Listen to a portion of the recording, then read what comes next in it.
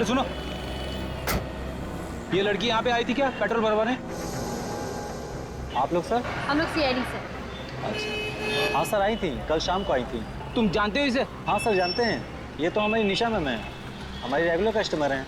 और कल तो हमारे मंगत साहब से इनका झगड़ा भी हो गया था। ये मंगत कौन है? हमारे मैनेजर साहब। मैनेजर के साथ झगड़ा हुआ? किस बात पे? ये तो पता नहीं साहब किस बात पे, लेकिन हाँ बात बहुत बढ़ गई थी साहब। अच्छा, बुलाओ जरा तुम्हारे इस मंगत को। सर वो तो आज आए नहीं। क्यों, कहाँ गए? सर झगड़े के बाद जब निशा मैडम यहाँ से गई तो वो भी पीछे पीछे चले गए, और उसके बाद अभी तक नहीं आए वो। सर मुझे तो लगता है ये मंगत ही है जिसने निशा पे हमला किया। नहीं नहीं मैम, ऐसा क्यों करेंगे वो? मंगत साहब और निशा मैम तो आपस में दोस्त हैं।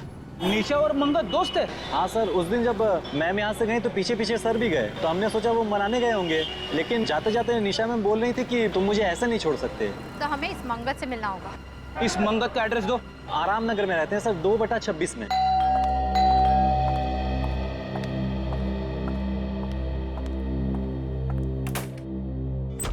जी कहिए। मंगत कहाँ है? आप ऐसे घर में कैसे घुसे? आप लोग हैं कौन? हम लोग सीआईडी से।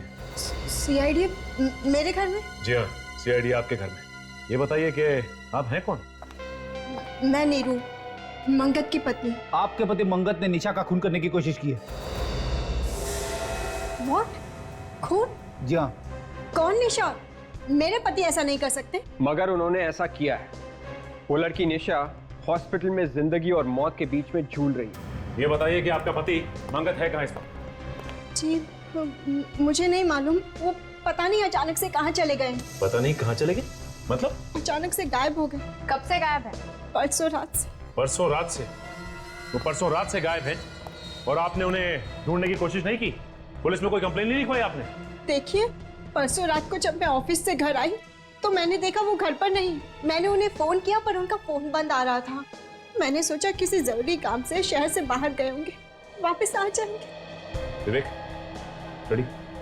घर की अच्छी तरह से तलाशी। देखो ये मंगत कहाँ छिपा बैठा है। वैसे कितने बजे आई थी आप ऑफिस से? जी करीबन रात को 12 बजे। अच्छा ये बताइए कि आप काम क्या करती हैं? जी टीपीएस कॉल सेंटर में काम करती हूँ। सर यहाँ पे आइए। क्या हुआ? ये देखो खून। खून? एक मिनट, हटा के देखना और खून है क्या?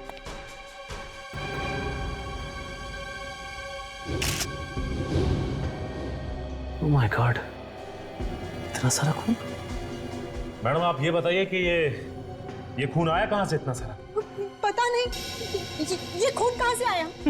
कमाल है, हम आपसे पूछ रहे हैं और आप हमसे पूछ रही है। सच में मुझे नहीं पता ये खून कहाँ से आया। मैं जब घर में आई तो यहाँ पर खून नहीं था। सर मुझे तो लगता है कि मंगत ने निशा पे यहीं पे हमला किया होगा। हाँ काजल, लगता तो ऐसा ही है। जल्दबाजी में उसे खून साफ करने का मौका नहीं मिला होगा, इसलिए उसने इसे कारपेट से ढक दिया। विवेक, ये खून का सैंपल उठा ले। और नीरू जी ये बताइए कि आपके पास अपने पति मंगत की फोटो तो होगी ना? है। अब उसकी फोटो लेके आइए, हम खुद पता लगा लेंगे कि ये मंगत कहाँ छिपा बैठा है। जी लाती हूँ।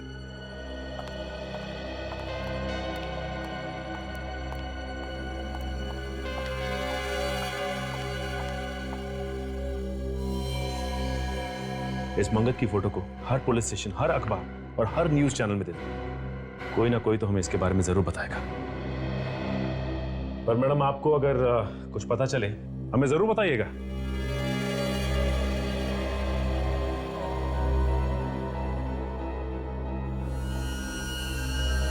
सचिन, इस आदमी के सर में भी ठीक वैसा ही घाव है जैसा हमें पुरानी लाशों में मिला था। 2 इंच चौड़ा और 3 इंच गहरा।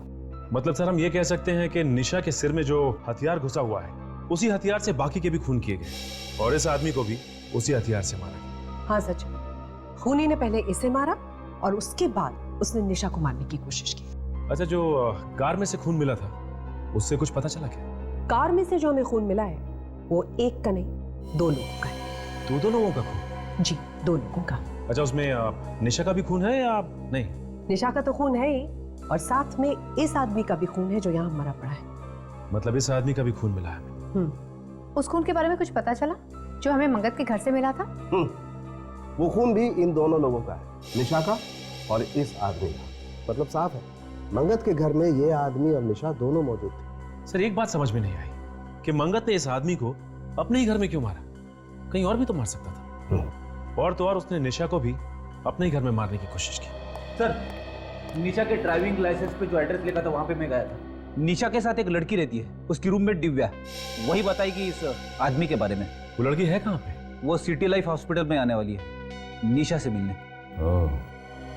इस लड़की से पूछना पड़ेगा ये आदमी है कौन। क्या इतने दिनों के बाद एक काम करने के लिए दिया और तुमने अभी तक किया ही नहीं? तुम तो दिन रात ऐसे ही लोगों के बीच में रहते हो ना। फिर देख, एक बात सुन ले, मुझे मालूम है अभी भी तुम चोरी करते हो और पॉकेट भी मारते हो। नहीं नहीं, तू मेरी बात सुन, मुझे सब कुछ मालूम है। और कैसे भी करके इस आदमी के बारे में मुझे खबर लाके, कहाँ छुपा है, किसने छुपाया है, सब कुछ फिर से अपनी चोर कंपनी से पूछ और जल्दी से जल्दी बता। तेरा रोना सुनने के लिए मैंने फोन नहीं किया, समझा? सर, जिस चोर से उम्मीद थी उसने भी हाथ खड़े कर दिए। इसका एक ही मतलब है विवेक, ये मंगत किसी की मदद नहीं ले रहा है छुपने के लिए, छुपने का इंतजाम खुद कर रहा है। किसी खबरी तक को मालूम नहीं इसके बारे में। मैंने हर पुलिस स्टेशन में मंगत की फोटो दे रखी है सर। उन्होंने भी बोल दिया, bus station, railway station, hotels या जो भी कोई जगह हो जहाँ पे वो छुप सकता है, मैंने सब जगह खबर पहुंचा दी। हाँ लेकिन विवेक 24 घंटे हो गए, 24 घंटे, और अब तक खबर कैसे नहीं मिली? फिर सब लोग बार बार फोन कर रहे होंगे। सब पांचों मरने वालों के रिश्तेदार और घर वाले हैं। आइए आइए। सर क्या खूनी पकड़ा गया? जी नहीं, खूनी पकड़ा नहीं गया, हमें आपकी मदद चाहिए उसे पकड़ने के लिए। मेरा तो इकलौता बेटा था सर, मेरे घर का चिराग ही बुझा दिया उसने, पर अब जैसा कहेंगे हम करेंगे। ठीक है, इसे देखिए, क्या आप लोगों ने इसे कभी देखा है? पहचानते हो आप इसे? नहीं सर, हम नहीं जानते। कौन है ये सर? हमें लगता है इसी ने खून किया है आपके रिश्तेदारों का। हमने तो इसे कभी नहीं देखा है सर। पहले कभी नहीं देखा? नहीं सर। अच्छा एक बात बताओ, क्या आप लोग एक दूसरे को जानते हैं? आप लोगों का कोई रिश्ता संबंध है? हम लोग आज पहली बार मिले हैं। चलो ठीक है, कोई बात नहीं, मगर हाँ अगर जरूरत पड़े तो हम आपको बुला लेंगे। जाइए। बड़ी अजीब बात है, ये लोग एक दूसरे को जानते तक नहीं, ना कोई रिश्ता संबंध है, ना इन लोगों ने मंगत को भी देखा है, फिर भी इनके रिश्तेदारों का ही खून क्यों हुआ? और हो सकता है खूनी ने खून करने के बाद अपना नाम और हुलिया वगैरह बदल दिया हो सकता है। एक बात पर गौर किया तुम लोगों ने इस केस में? वो क्या सर? और देखो, जो 5 लाशें हमें मर के दलदल में मिली है, वो पांचों के 5 लोग शहर में अलग अलग जगहों पर रहते थे। दहीसर, विरार, बोरीवली, मलाड, गोरेगांव, और ये पांचों के 5 लोगों की लाश मिली हमें यहां पर मर के दलदल में। और वो जो 6ठी लाश है जो हमें निशा के गाड़ी के डिक्की में से मिली, वो मिली शहर के बिल्कुल दूसरे कोने में, सायन में। सर कहीं ऐसा तो नहीं कि जब खूनी लाश को ले जा रहा था तो अचानक निशा को होश आ गया, वो चिल्लाने लगी और खूनी डर के मारे कार को वहीं छोड़कर भाग गया हो? नहीं काजल, मुझे नहीं लगता। मुझे तो लगता है कि जो लाश हमें निशा के गाड़ी में से मिली उसका खूनी कोई और ही है। ये खूनी एक तरफ और इन 5 लोगों का खून करने वाला दूसरी तरफ। वो कैसे सर? वो ऐसे विवेक कि अगर ये 5 खून करने वाले खूनी ने ये 6ठा खून भी किया होता तो वो जो लाश हमें निशा के गाड़ी में शहर के दूसरे कोने में मिली है, वो लाश वहां पर नहीं होती बल्कि वहां मर के दलदल में फेंक देता। मगर ऐसा नहीं हुआ। इस मंगत के बीवी से जाकर फिर से मिलना होगा। निशा की गाड़ी की डिक्की में जो लाश मिली थी उसकी फोटो दिखाते हैं। हाँ, देखते क्या रिस्पॉन्स देती है।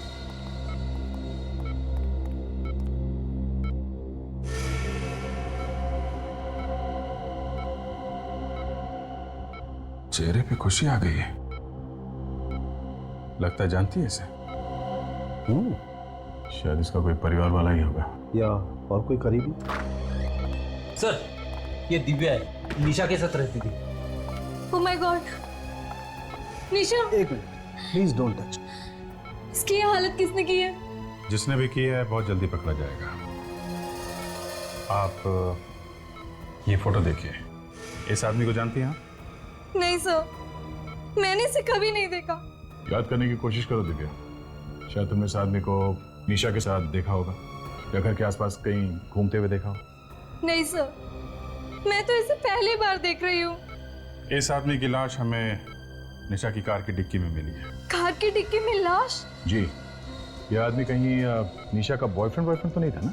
बॉयफ्रेंड हो सकता है सर, लेकिन मैं इसके बारे में आप लोगों को कुछ नहीं बता सकती। क्यों? आप तो इसके साथ रहती हैं, आपको तो काफी कुछ मालूम होना चाहिए। नहीं सर, बॉयफ्रेंड के बारे में निशा ने कभी कोई बात नहीं की, ना मुझसे ना मेरे सामने। इसके बारे में कुछ भी बताना बहुत ही मुश्किल होगा। ठीक है, अभी आप जा सकते हैं, जरूरत पड़ेगी तो आपको दोबारा बुलाएंगे। जी सर। Thank you.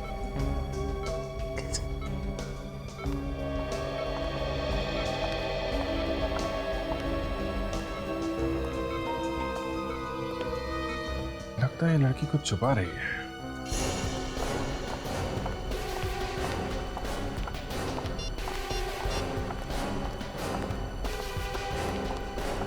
इसका तो मोबाइल स्विच ऑफ आ रहा है।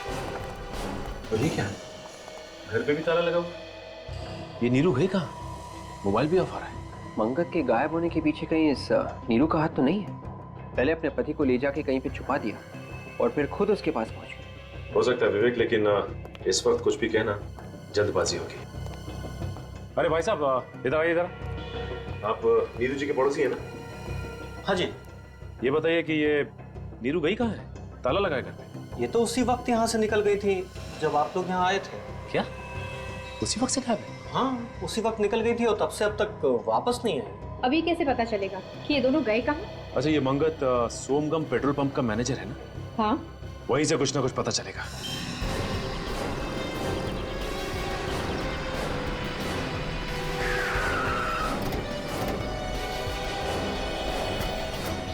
क्या हुआ है यहाँ पे? इतने सारे लोग काम धंधा छोड़ के कैबिन के बाहर क्यों खड़े हैं भीड़ लगा के? सर मुझे लगता है कोई गड़बड़ हो गई है। क्या भीड़ लगा रखी है? चलो हटो, हटिए हटिए। क्या हुआ है? तो किसी ने कंप्यूटर की हार्ड डिस्क चोरी कर ली सर। क्या? इतने सारे लोगों के सामने कंप्यूटर की हार्ड डिस्क चुरा ली, वो भी दिन दहाड़े? चारों तरफ लोग ही लोग हैं। ये क्या है? कमरे का सारा सामान भी बिखरा पड़ा है। किसने किया है? पता नहीं सर। पता नहीं मतलब? आप लोग थे ना यहाँ पर? मैम, हम लोग तो उस तरफ काम कर रहे थे और कमरे में कोई भी नहीं था। एकाएक मैं यहाँ आता हूँ तो देखता हूँ कि कंप्यूटर की हार्ड डिस्क गायब है और सारा सामान बिखरा पड़ा है। किसी को देखा यहाँ से भागते हुए? नहीं मैम, भागते तो किसी को नहीं देखा। नहीं नहीं नहीं, तुम झूठ बोल रहे हो। सर मैं झूठ क्यों बोलूंगा सर, मैं तो पहले ही से डरा हुआ हूँ। हार्ड डिस्क चोरी हो गई, उसमें सारे रिकॉर्ड थे। अब मालिक अलग से तंग करेगा। एम्प्लॉइज का सारा रिकॉर्ड्स भी था उसमें? हाँ सर। अच्छा, मंगत के बारे में तुम और क्या जानते हो? मैम, मुझे और कुछ भी नहीं मालूम, जो भी मालूम था सब बता चुका हूँ। ये मंगत कितने दिनों से काम कर रहा था यहाँ पे? यही कोई 2 महीने। मंगत के परिवार वाले या उसके रिश्तेदारों के बारे में कुछ जानते हो? मैम, उनके रिश्तेदारों से हमें क्या लेना देना। इससे पहले कहाँ पे काम करता था वो? ये भी नहीं मालूम। तब मुझे तो लगता है कि हार्ड डिस्क नीरू ने ही चुराया है। चुरा के जाएगी कहाँ? सीआईडी उसे पकड़ ही लेगी। इसकी बीवी गायब है। पेट्रोल पंप पे जहां पे नौकरी करता था वहां से इसके रिकॉर्ड्स गायब है। अब इसे ढूंढे तो ढूंढे कैसे? से फोटो जहाँ खींची गई है वहीं से कोई जानकारी मिल सकती है। हाँ, मगर ये तस्वीर कहाँ खींची गई है ये पता चलेगा कैसे? हाँ विवेक, पता चल सकता है, पता चल सकता है। इधर आओ। यस। देखो फोटो में पीछे की तरफ कुछ दिख रहा है, स्कैन करके देखो। यस।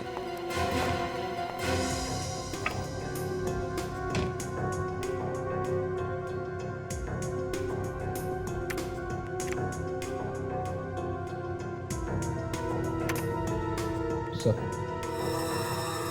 ये देखो विवेक, इस आदमी के पीछे देखो, है ना, एक लाइट रखी गई है, वैसी लाइट जैसे एक फोटो स्टूडियो में रखी होती है फोटो खींचते वक्त। हाँ सर।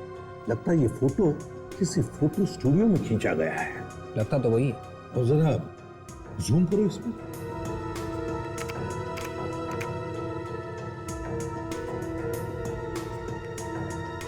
ये देखो, इस तरफ देखो फोटो में, खिड़की जैसी है। सर खिड़की के बाहर कुछ दिख रहा है लेकिन साफ साफ नहीं दिख रहा। हाँ, साफ दिख नहीं रहा है, उसे शार्प करो जरा, शार्प करो।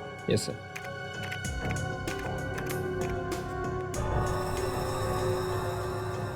हाँ हाँ,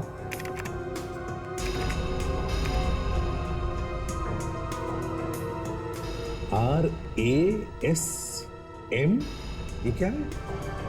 आई सर, आई। रश्मि थिएटर। सी रश्मि थिएटर तो सिकंदरपुर एरिया में है। सिकंदरपुर एरिया? किसी को कुछ भी पता नहीं चलेगा। पता लग गया ना तो बहुत बड़ी मुसीबत फंस जाएंगे हम लोग। यार मैं हूं ना यार। देख लो। Good morning ma'am. Good morning.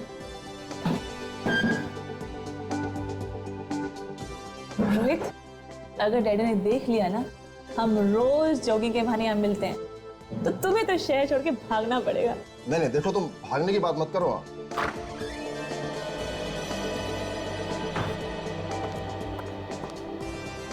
तो पानी वानी दिया? सर आपने ही तो कहा था जब तक मांगे ना पानी मत देना, देना तो मिनरल वाटर। जाके पानी दो।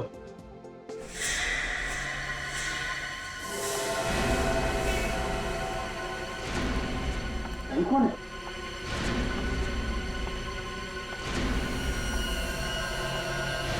अरे क्या हुआ तुम्हें?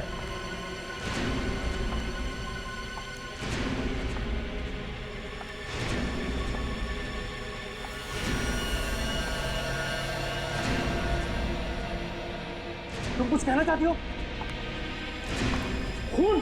अरे भाई भाई लोगों से तुम कुछ कहना चाहते हो? अरे क्या हुआ सर्दी को? भाई कोई फोन करो सीआईडी को। मैं कहती। Hello hello CID.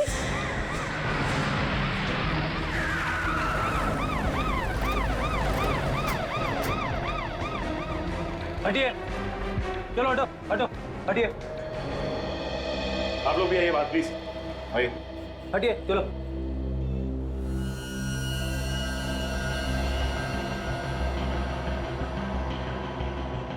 बॉस, ये लड़की जिंदा है, हॉस्पिटल लेके जाना पड़ेगा।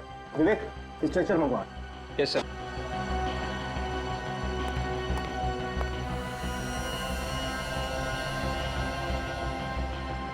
कौन है ये पता नहीं चल रहा है। अच्छा ये बताइए कि आप इस लड़की को जानते हैं?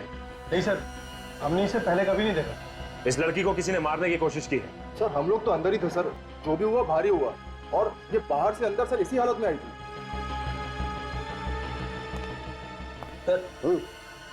शायद कोई नुकीला हथियार घुसा है सर में। हाँ फ्रेडी, और ये हथियार बहुत अंदर तक घुसा हुआ है। सर इसे बाहर नहीं निकाल सकते क्या? नहीं नहीं, यहाँ पर नहीं निकाल सकते।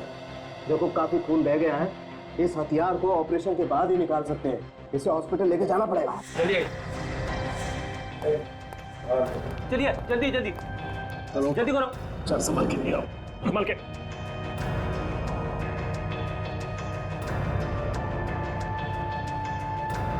चलो ले जाओ, चलो लेके जाओ तुरंत।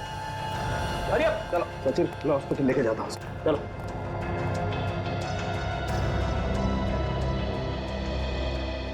आप लोग प्लीज आगे आइए, प्लीज। अच्छा ये बताइए कि ये लड़की ये आप लोगों के सामने आई थी ना? Yes sir. तो आप लोगों को पता कैसे नहीं कुछ? अरे कम से कम ये तो बताइए, कोई था उस लड़की के साथ?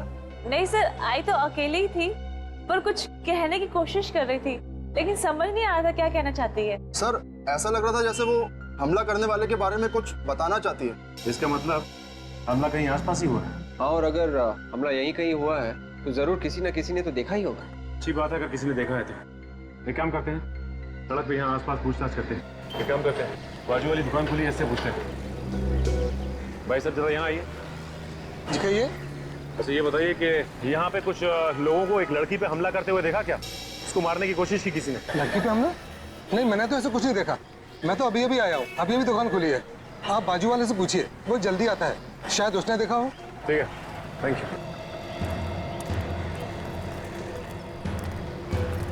सुनिए। बोलिए, क्या चाहिए? एक छोटी सी जानकारी चाहिए। पूछिए। अच्छा ये बताइए कि यहाँ पे आसपास आपने कुछ लोगों को एक लड़की पे हमला करते हुए देखा क्या? उसकी जान लेने की कोशिश की है किसी ने? नहीं तो मैंने तो नहीं देखा। देखिए, उस लड़की पे हमला यहीं कहीं हुआ। यहीं पर हुआ है? तो मैंने कैसे नहीं देखा? वही तो हम पूछ रहे हैं, देखा कैसे नहीं? शायद सुबह आने से पहले हुआ हो, क्योंकि जब मैं आया था तब कोई शोर शराबा भी नहीं था। ठीक है, थैंक्स। बड़ी अजीब बात है, लड़की पे हमला हुआ और किसी ने देखा तक नहीं। पहले भी ऐसा हो चुका है। बिल्कुल ऐसे ही वार किया गया था सिर पे। उसमें भी मरने वाले के सिर पे नोकीली चीज से पीछे ही वार किया गया था। एक काम करता हूँ, मैं इस केस के बारे में एसीपी सर को इन्फॉर्म कर देता हूँ।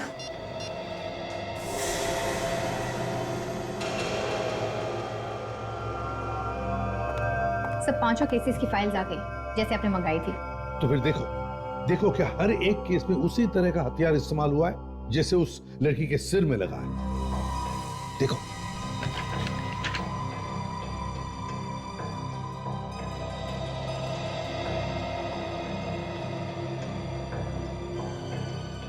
हाँ सर, हथियार तो एकदम वैसा ही है जैसे बाकी के केस रिपोर्ट में दिखाया गया है। और सर पोस्टमार्टम की रिपोर्ट में लिखा है कि इन 5 के खून एक ही तरीके से किए गए हैं। और एक बात नोटिस की तुमने इन 5 केसेस में, ये 5 के 5 खून 3 साल में हुए, मगर हर खून के बीच में 6 महीने का समय बीता है। और सर रिपोर्ट्स में ये भी लिखा है कि 5 की लाशें मठ के किसी दलदल में पड़ी मिली, क्योंकि खूनी जानता है कि दलदल की जैसे कोई अच्छी जगह हो ही नहीं सकती अगर लाश को ठिकाने लगाना है तो। हाँ सर, मगर ये खूनी इस वक्त हो कहाँ सकता है? क्या पता विवेक, लेकिन है तो बड़ा चालाक, इसलिए उसने अपने पीछे कोई सबूत नहीं छोड़ा है। और जैसे उसे पता चला कि सीआईडी उसके पीछे पड़ी है, गायब हो गया। ऐसा लगता है वही खूनी फिर से आ गया शहर में। वही पता लगाना है दया कि क्या ये वही खूनी है या फिर कोई और है जो इसी तरह का हथियार इस्तेमाल कर रहा है खून करने में। से जितने लोग मरे हैं, ये हरीश, सुरेश, रमन, दानिश और मदन, उन 5 की उम्र 25 और 30 साल के बीच में ही थी सर। तुम कहना चाहते हो कि खूनी सिर्फ जवान लोगों को अपना निशाना बना रहा है? हाँ सर, ये बात और एक बात सर। वो क्या? सर सीरियल किलर ने इन 5 का खून किया, 5 के 5 लड़के थे, लेकिन इस बार उसने एक लड़की को अपना शिकार क्यों बनाया? ये बात तो है, एक बार ये लड़की ठीक हो जाए ना तो सारे सवालों का जवाब मिल जाएगा। अब कैसी हालत है इस लड़की की डॉक्टर साहब? अभी तक तो वैसी ही है विजय। डॉक्टर साहब अभी तक ये हथियार निकाला ना इसके सिर में से? नहीं, ऐसे तो ये लड़की मर जाएगी। नहीं दया, बल्कि जब तक ये हथियार इस लड़की के सर में है तब तक ये लड़की जिंदा तो है। अगर ये हथियार बाहर निकाल दिया तो बहुत कुछ भी हो सकता है। मतलब मौत? हाँ, बड़ा अजीब चक्कर है, हथियार अंदर है तो भी प्रॉब्लम है और निकाला तो मौत। देखो मैं बताता हूँ, ये हथियार इस लड़की की खोपड़ी में घुस गया, और अगर इस हथियार का ये नुकीला वाला हिस्सा अगर इस लड़की की खोपड़ी में दिमाग तक घुस जाता तो बहुत इस लड़की का बचना मुश्किल था। और डॉक्टर साहब कोई और रास्ता तो होगा इस लड़की को बचाने का? नहीं दे, कोई तरीका नहीं, क्योंकि अगर हमने इस हथियार को जरा सा भी छेड़ा तो बॉस हो सकता है इस लड़की के दिमाग की नसों को नुकसान पहुंच जाए। फिर हो सकता है इस लड़की को पैरालिसिस हो जाए, हो सकता है इसको दिखाई देना बंद हो जाए, इसका बोलना बंद हो जाए, कुछ भी। इसका जिंदा बचना बहुत जरूरी है हमारे लिए डॉक्टर साहब। किसी तरीके से अगर इसे होश आ जाए और ये कुछ बता दे, क्योंकि खूनी को तो इसने देखा ही होगा ना। हाँ वो तो ठीक है अभिजीत, लेकिन पहले तो ये देखना पड़ेगा कि इस लड़की को कुछ याद भी रहता है कि नहीं। डॉक्टर साहब ऐसे बैठे रहने से काम नहीं चलेगा, कोई ना कोई रास्ता तो निकालना ही पड़ेगा। हाँ वो सर, लेकिन कोई भी रिस्क लेने से पहले हमें इसके घर वालों से परमिशन लेनी पड़ेगी, प्लीज। डॉक्टर साहब पहले पता तो चले कि इसके घर वाले हैं कौन, तब परमिशन लेंगे ना। अभिजीत चिंता मत करो, मैंने अखबारों में और न्यूज चैनल्स में खबर दे दी है, शायद कोई आ जाए। ये क्या कर दिया डॉक्टर साहब आपने? क्यों? अरे इश्तिहार पढ़ के खूनी यहाँ दोबारा आ गया और इस पे हमला किया तो क्या करेंगे? और सर एक बात मैं आपको बता दूं, अगर इस खूनी ने इस पे फिर से हमला किया तो ये बेचारी तो चिल्ला भी नहीं पाएगी। इसके सिक्योरिटी का भी इंतजाम हो जाएगा। क्या कर दिया डॉक्टर साहब? अब इसके पहले कि खूनी इस तक पहुंचे, हमें खूनी तक पहुंचना होगा किसी भी तरीके से। चिंता मत करो अभिजीत, एक उपाय है मेरे पास। अभिजीत, अगर हमारी याददाश्त चली भी जाती है तो भी कुछ चीजों की छाप हमेशा के लिए उसके दिमाग में रह जाती है। जैसे कि आखिरी वक्त में उसने क्या किया, वो किन किन लोगों से मिला, उसके साथ क्या हुआ, वो कोई भी चीज़ या वो कोई भी घटना अगर दोबारा से उसके सामने लाएं तो उसके दिमाग में एक हलचल मच जाती। इसके चेहरे के हाव भाव से हम पता लगा सकते हैं कि इसने आखिरी बार क्या देखा था। हाँ विजय, इस प्रोजेक्टर पे हम इसे कुछ चीज़ें, कुछ लोग, कुछ जगह, कुछ घटनाएं दिखाएंगे, फिर देखेंगे इस पर क्या रिएक्शन। ठीक है डॉक्टर साहब।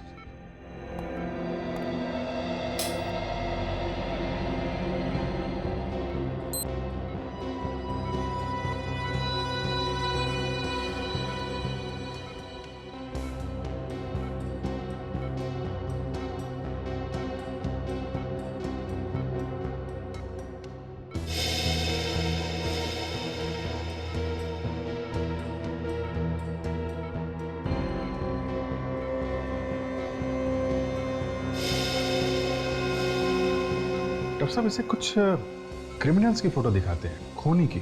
शायद उसे देख के कुछ हलचल हो।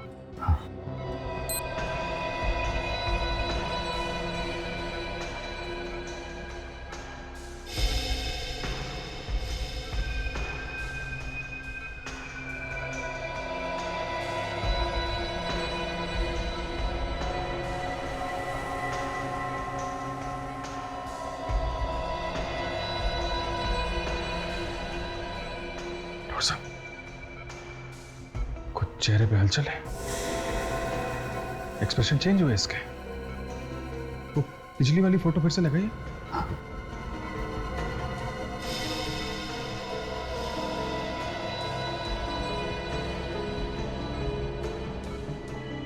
इस फोटो को देख के तो कोई एक्सप्रेशन चेंज नहीं हुआ।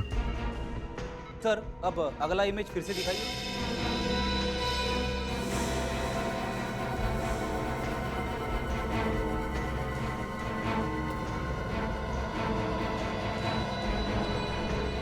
रिएक्ट कर रही है, ये चक्कर क्या है? मैं समझ गया विजय। देखो, इस लड़की ने उस बिल्डिंग पर रिएक्ट किया जहां पर सूरज की रोशनी सीधी बिल्डिंग पे पड़ती है। इसका मतलब साफ है, इस पर हमला ऐसी बिल्डिंग के आसपास किया गया है जहां पर ये सूरज की रोशनी सीधी पड़ती है और रिफ्लेक्ट होकर आती है। मगर सर ये बिल्डिंग तो यहाँ की नहीं लग रही है। कोई बात नहीं फ्रेडी, इससे मिलती जुलती कोई दूसरी बिल्डिंग होगी। इस लड़की पे हमला सुबह हुआ है कॉफी शॉप में, तो हमें पता लगाना पड़ेगा कि उस वक्त आसपास ऐसी कौन सी बिल्डिंग है जिस पर सूरज की रोशनी पड़ती है। वहीं से कुछ पता चलेगा।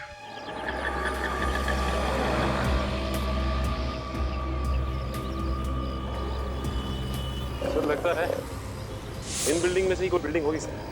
हाँ लगता तो ऐसे ही। चलो चेक करते हैं बॉस, इससे पहले कि टाइम निकल जाए, चेक कर लेते हैं।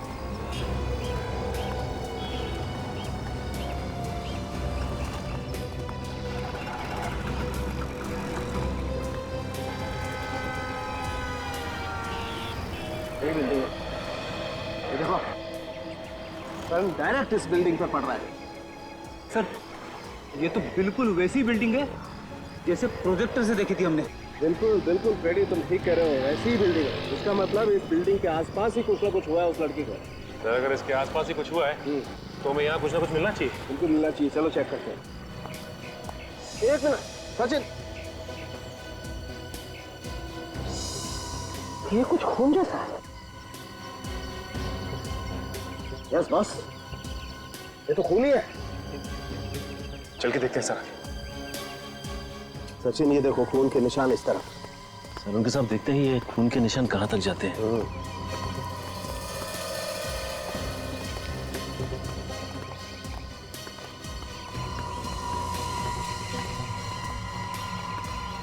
अरे सामने तो गाड़ी खड़ी है।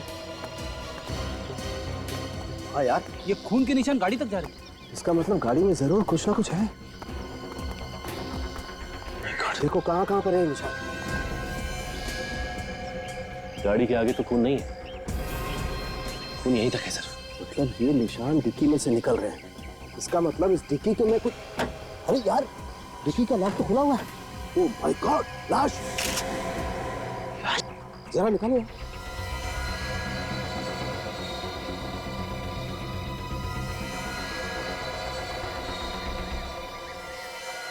खून निकल कहां से रहा है इसके?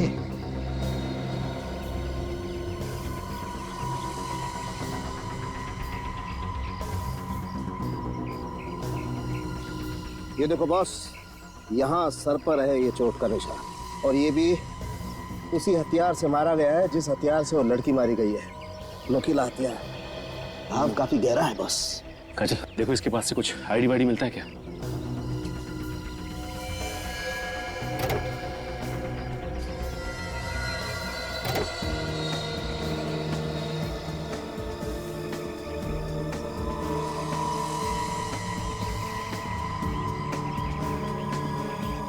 है कुछ?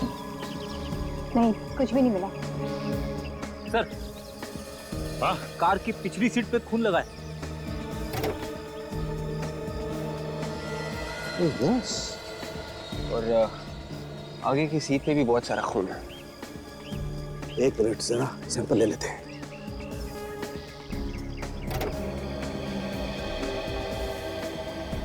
गाड़ी में तो चारों तरफ खून ही खून है। इसका मतलब यह है कि इस लड़की पे हमला इस गाड़ी के अंदर ही हुआ है।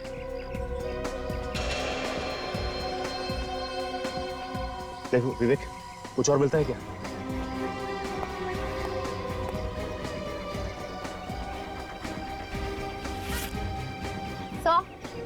एक पर्स भी मिला है। क्या? एक लाइसेंस मिला है, निशा के नाम पे है। सर कहीं ये वही लड़की तो नहीं जो हॉस्पिटल में है?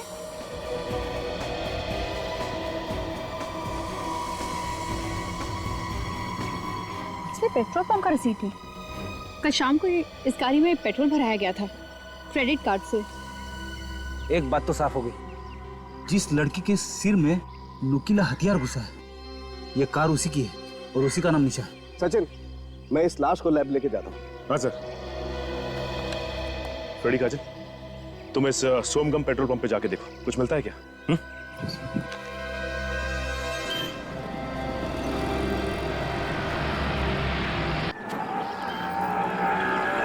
रास्ते के दोनों तरफ ध्यान रखो, देखो यहीं कहीं होना चाहिए।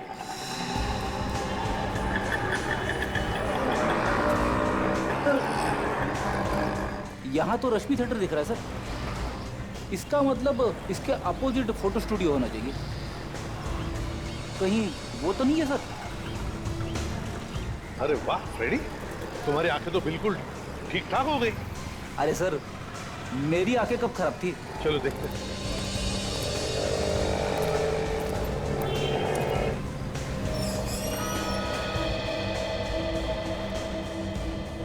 यही वो स्टूडियो है। हाँ सर, ये वही स्टूडियो है जिसे आप ढूंढ रहे हैं। हमारे किसी कस्टमर ने भेजा हुआ आपको।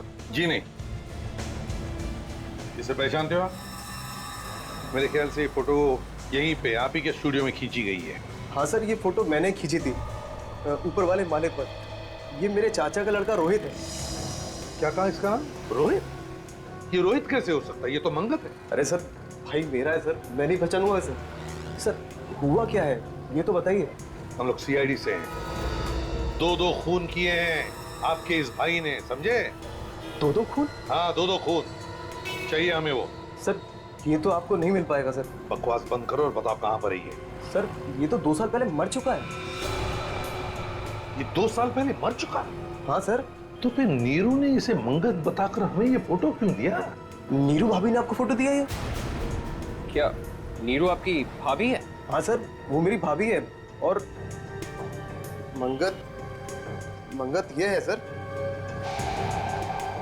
ये मंगत है? हाँ सर। सर ये तो वही आदमी है जिसकी लाश हमें निशा की गाड़ी के डिक्की में से मिली थी। वही तो।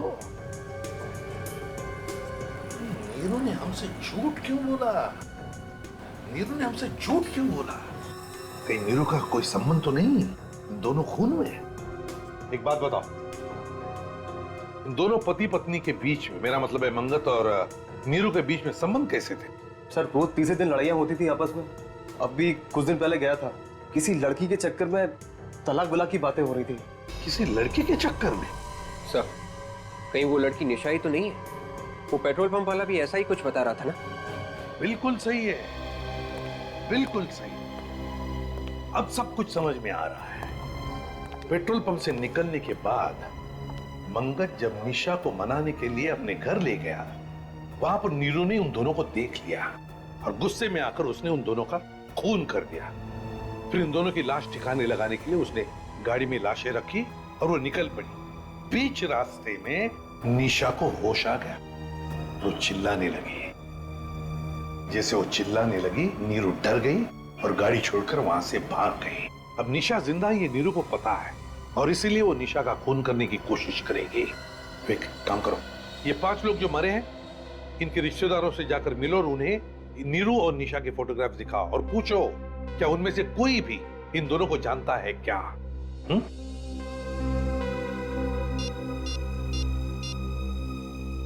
अभिजीत, जल्दी सिटी लाइफ हॉस्पिटल पहुंच जाओ, फ्रेडी भी वहीं पर आएगा।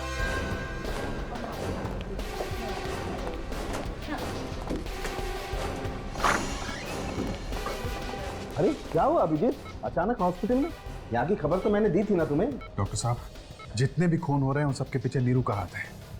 उसी ने इसके ऊपर हमला किया था और फिर से हमला करने की कोशिश करेगी वो। अरे लेकिन यहाँ इतनी सीक्रेट है, वो आ कैसे सकती है? कुछ भी हो सकता है डॉक्टर साहब, होशियार तो रहना ही पड़ेगा।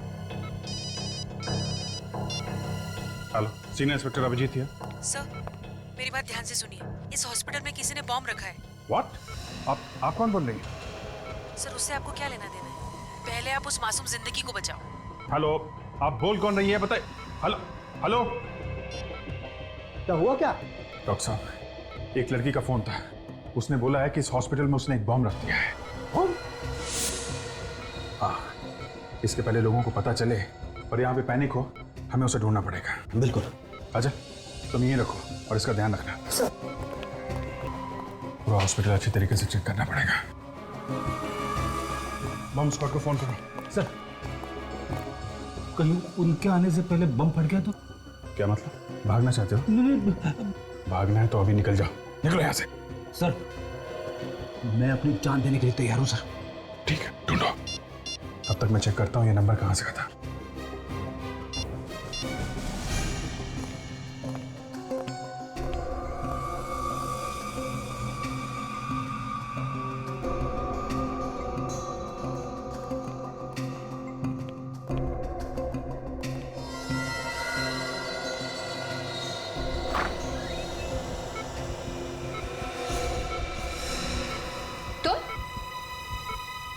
तुम यहाँ क्या कर रही हो? हट मेरे रास्ते से। Hello hello, city hospital? City hospital? ये सिटी हॉस्पिटल का नंबर है? हाँ सर, क्या हुआ? नहीं, कुछ नहीं, मैं आपको बाद में फोन करता हूँ। मैंने कहा हट जाओ मेरे रास्ते से। अपने आप को हमारे हवाले कर दो। मैंने कहा हट जाओ मेरे रास्ते से।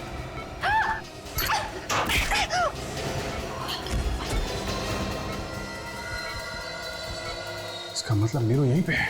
आज मैं तुझे नहीं छोड़ूंगी। तूने मेरे से मेरा सुहाग छीना है। क्या हुआ? सर, वो बॉम्ब की बात नकली थी। नीरू यहीं पे है, इसकी जान को खतरा है। आज मैं तुझे नहीं छोड़ूंगी। बस नीरू, तुम्हारा खेल खत्म हो गया। इसने मेरे पति मंगत का खून किया है। मैं इसे नहीं छोड़ूंगी। नहीं नहीं, देखो, जो तुम कर रही हो बहुत गलत कर रही हो। ये चाकू मुझे दो। मैंने कहा हट जाओ मेरे रास्ते से। जाओ यहाँ से। देखो, अगर इसने कुछ किया तो इसकी सजा कानून देगा। ये चाकू दो मुझे। नहीं दूंगी, कहा ना। चाकू दो।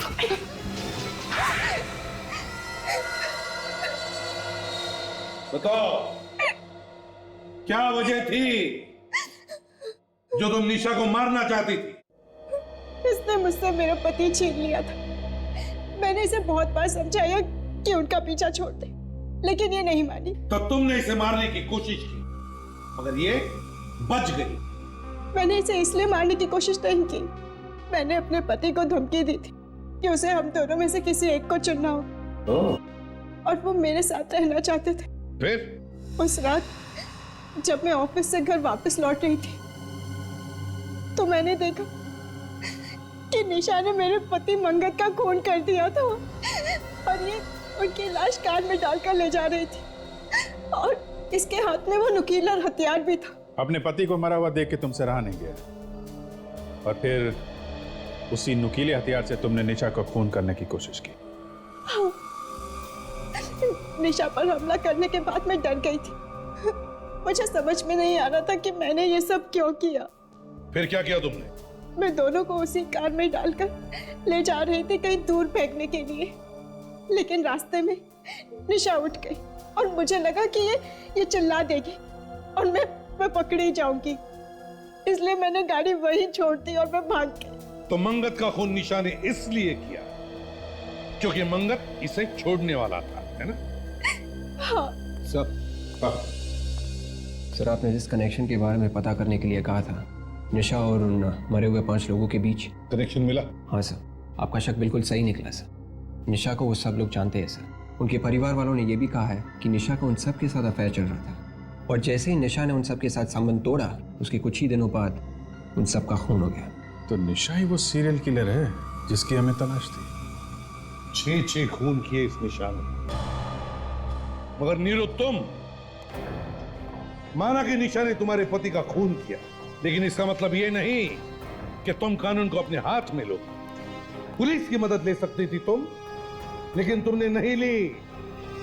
अब इस गुनाह की सजा भी मिलेगी तुम्हें, शायद जिंदगी भर जेल।